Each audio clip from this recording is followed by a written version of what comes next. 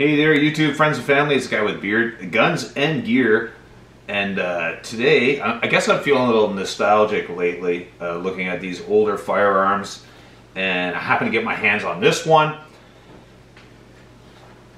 and I gotta say, of course, everybody is able to recognize it just from looking at it if you're into firearms at all, especially if you're Canadian. This is the SKS. I love these things. For many reasons. I'm going to go over quite a few of them, but these things are just like iconic, legendary, either overrated or underrated depending on how you look at it, because although it's a Russian firearm, its service didn't really see the light of day. Not so much. It was kind of an in-between, of course, the famous or infamous AK-47, which is still like used, various variants of the 74, you name it, and between, of course, the famous Mosin Nagant that went through the Second World War with the Russian service. This firearm was introduced in 1945, so just after the Second World War. SKS, okay, and translated, it is the self-loading carbine of the Simonova or Simonova system.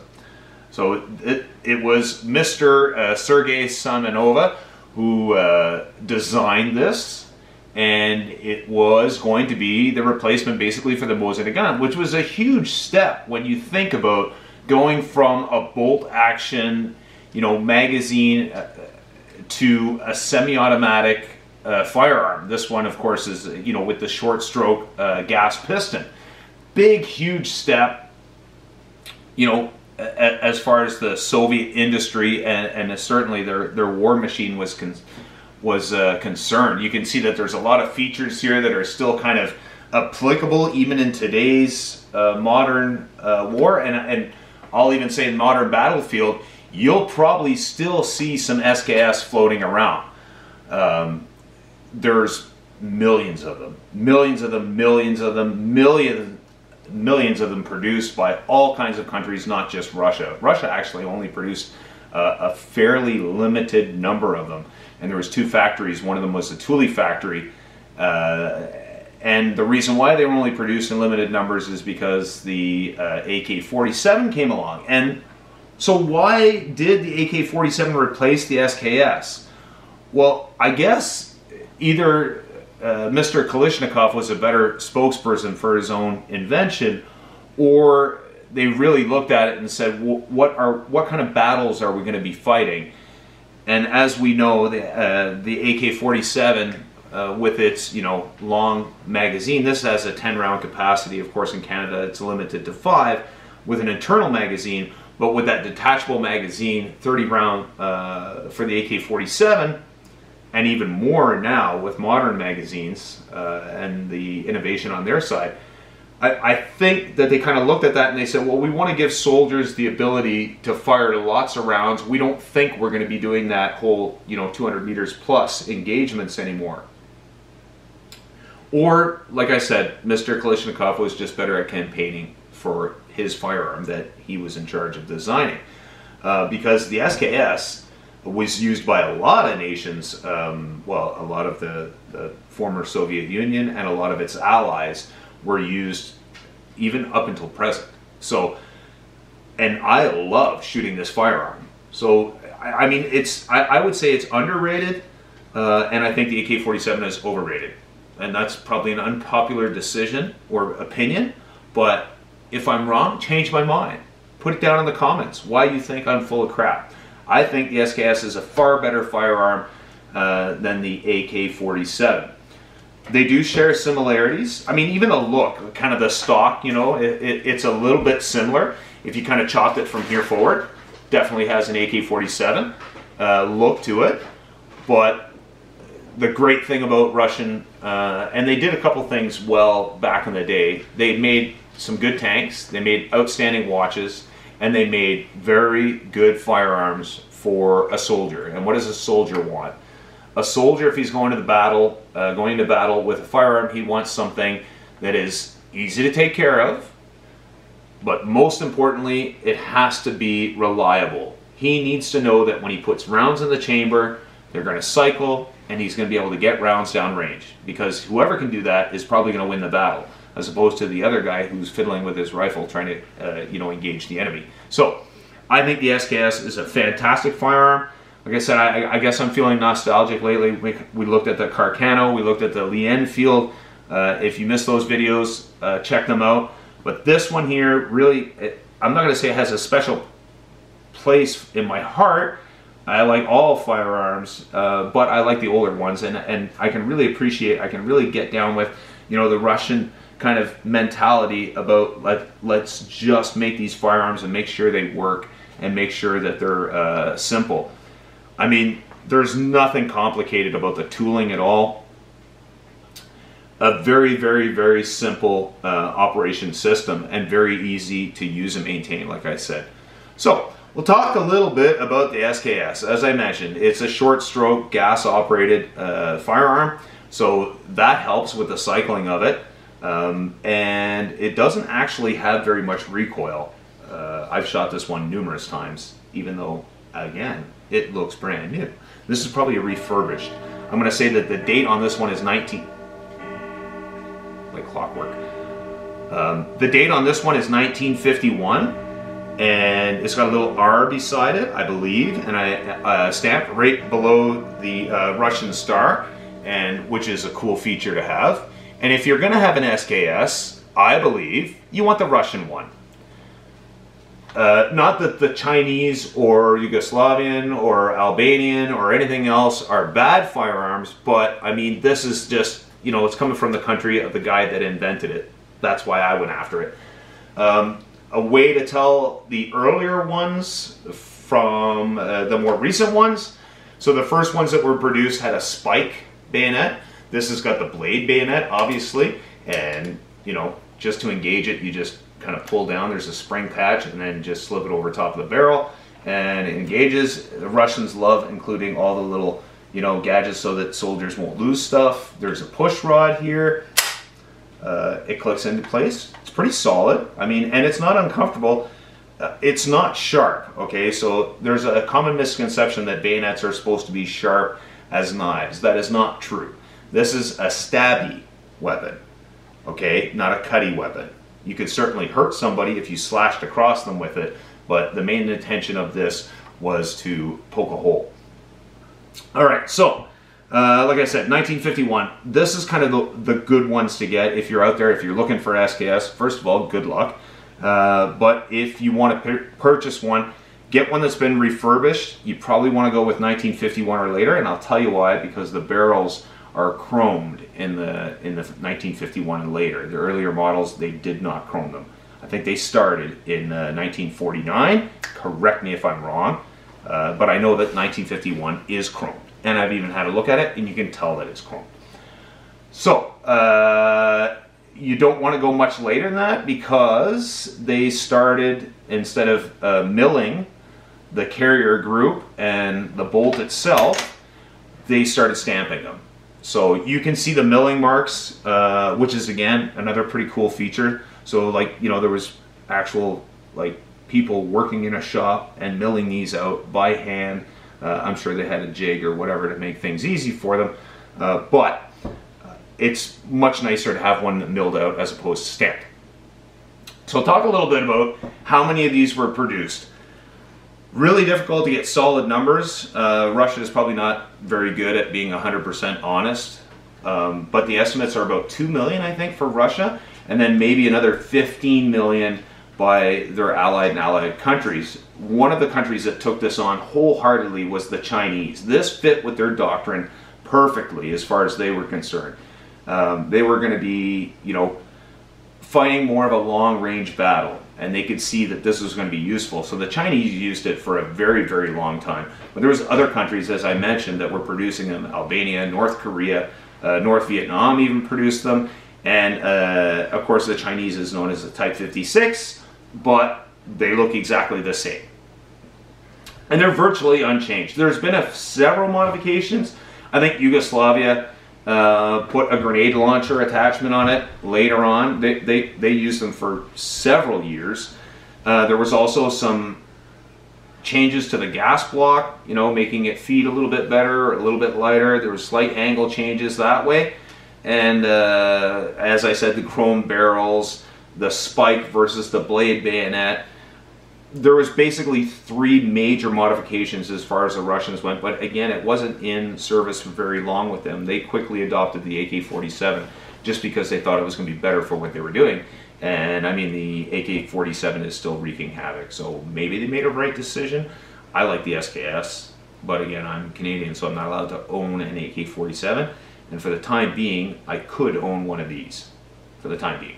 Talk about current laws, not what's being proposed. So these firearms were involved and have been involved in 70 years of conflict worldwide. Every single conflict that's been out there, there's a force, guerrilla forces, you name it, whatever, that is using the SKS again because of reliability and ease of maintenance and their ability to operate in harsh conditions. So, which is where most of the conflicts take place, right? So, what I said at the very beginning, sorry, drink time. I said at the very beginning that these firearms are incredibly popular in Canada, and I don't really know the reason why, but that was kind of the standard thing. You went out, you got your PAL, and as soon as you got your PAL, you went to the gun shop, whatever one you could get to, and there was crates of SKS at the front door. Like, I remember them, you know, 20 years ago. Crates and crates and crates. And for $200, you get an SKS, packed in Cosmoline still, so just out of refurb, and then in war storage or whatever, in some container in the, you know, in God knows where, Albania maybe. And you could get 500 rounds or 1,000 rounds. I think you spend a little bit more and you could get 1,000 rounds, a sling, a cleaning kit, and, you know, go into the range and have fun for a whole day. And it was extremely cheap. And they're decently accurate, surprisingly. I mean, surprisingly, I say surprisingly because of how much they were just manufactured. Like, it was just, you know, just firing them off the line. So, pun intended. So, Canadians pick these up as a cheap hunting rifle. And they're extreme, like, as much as the Americans love AR platforms, I bet you, and we'll never know, but I bet you there's just as many SKS in Canadian homes as there is ARs in the US. Like I said, we'll never know, but that's my, you know, guess. These are literally everywhere. Even up in the north, the Canadian, you know, up in some of the Canadian communities way up north where they have a threat like polar bears, they're using these particular weapons for polar bear patrols because you don't want to mess around with a bolt action in -25 weather. It's a different thing if you're hunting, you say, wow, I didn't get an elk or a caribou this year.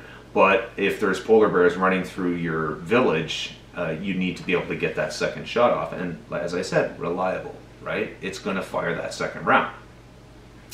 7.62 by 39, otherwise known as the Soviet cartridge. It's the same one as the AK-47 takes. These are a little chunky. They're made solid, right?